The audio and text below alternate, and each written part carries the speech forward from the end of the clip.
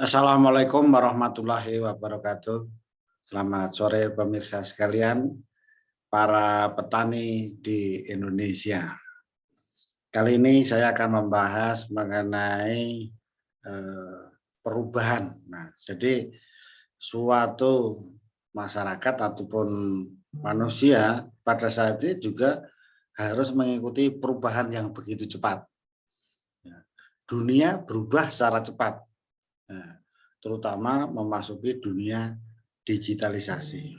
Oleh karena itu, kami berharap para petani di Indonesia juga mengikuti perubahan-perubahan yang ada. Supaya apa? Supaya lebih maju lagi, mengetahui informasi-informasi yang ada. Nah, contohnya sekarang alhamdulillah masyarakat mengetahui penggunaan bibit unggul. Nah, bibit unggul itu akan memberikan manfaat yang lebih kepada petani kita. Kemudian informasi-informasi yang lain, misalnya mengenai pemupukan, pengendalian hama penyakit, dan cara budidaya yang lain. Ini masyarakat atau petani harus cepat mengikuti perubahan ini. Nah, tetapi juga yang sering kami temui adalah banyak petani juga yang tidak mau mengikuti perubahan itu. Sulit contohnya. Contohnya disarankan menggunakan bibit unggul bersertifikat, tidak mau, alasannya ini, alasannya sulit, alasannya yang lain-lain. Memang pada prinsipnya orang itu kalau disuruh berubah, kalau yang belum tahu pasti apa ya, pandangannya sulit, dan itu memang begitu. Nah, ini yang akan kita bahas kali ini, mengapa perubahan ini di manusia maupun di organisasi juga relatif sulit. Karena ini memang juga ada beberapa teori. Nah, bagaimana perubahan yang terjadi secara psikologis di manusia itu juga ada fasenya, ada kurvanya. Sekarang coba kita lihat apa ya, kurva perubahan dari Kubler and Ross. Nah, ini mengatakan ada fase-fasenya. Ya, jadi fase-fase apa dari kurva perubahan tersebut. Nah, ini coba kita lihat kurvanya seperti apa. Coba kita lihat. Sebentar. Ini kita lihat kurvanya.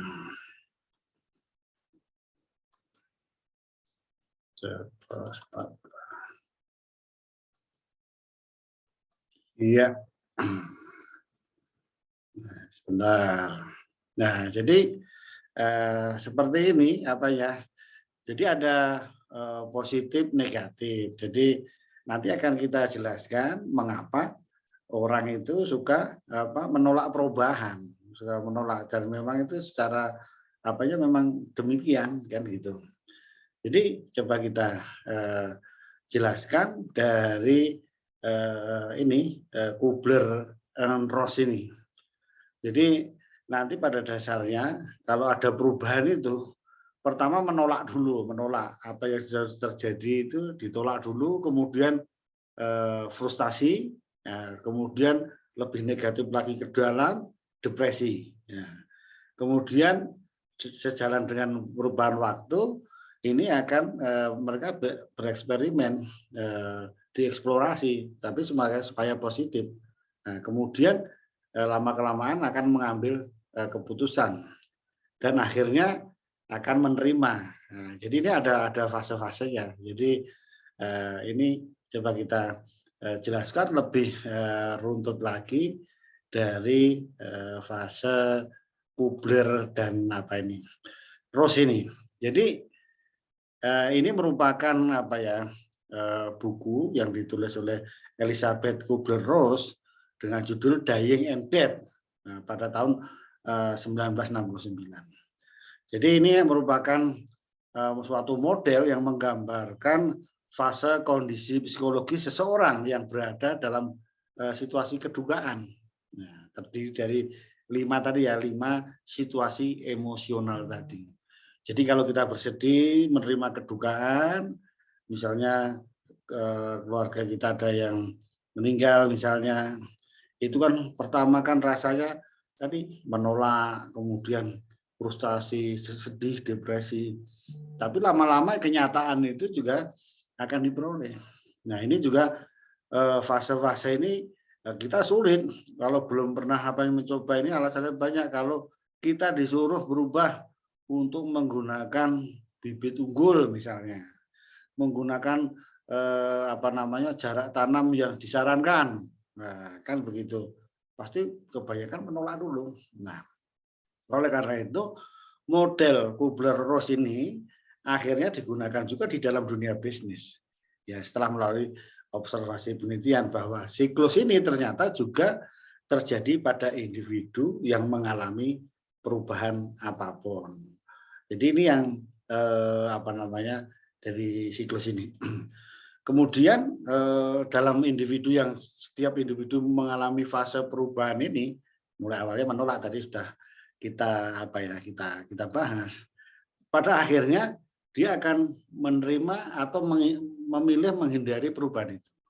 Nah, kemudian selama masa perubahan, nah itu tadi yang 5 tahap tadi, itu jika tidak diintervensi ya bisa berhenti pada fase yang sangat merugikan, ya, terutama fase yang frustasi dan depresi.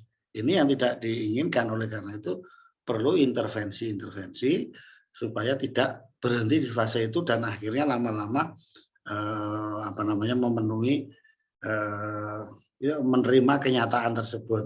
Nah, ini dari 5 fase itu tadi, yang pertama tadi ya denial itu tadi, individu yang pertama menolak tadi sudah kita bahas.